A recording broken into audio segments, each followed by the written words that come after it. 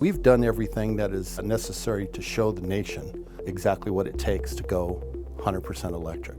The process to implement a fully electric bus fleet was relatively simple. We had a bus factory here that produced electric buses.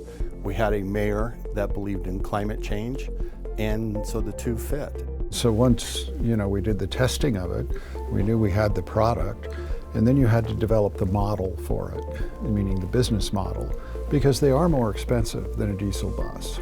But they're not more expensive when you subtract fuel costs. So before we did anything, we tested with two buses, and then we started putting in the infrastructure.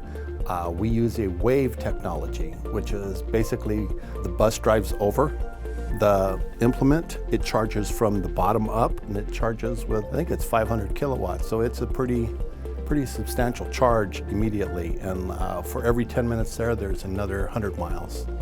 An electric bus is 31 cents a maintenance mile. That's what it cost. Our diesel buses were $1.57.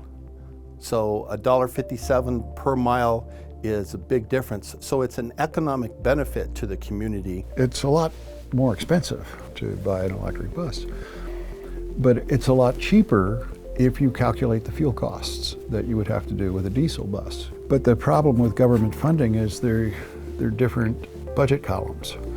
You got this much money to buy a bus. You got this much money for your fuel costs, and that's an annual budget. And so you have to change the whole business model. It's not a technological challenge. It's a challenge of changing people's perceptions and how they do business. Well, the future is we are showing the entire world how it's done. And it's true. We're showing the entire world it can be done and it should be done. You not only save money, but you're saving the environment. And it's good for the environment and it's good for everybody. And there's no downfall to it. If you have the money to do it and the infrastructure, you just have to change the way you're doing things. I think it's only going to get bigger and better. And the reason for that is transportation has to shift to public transportation.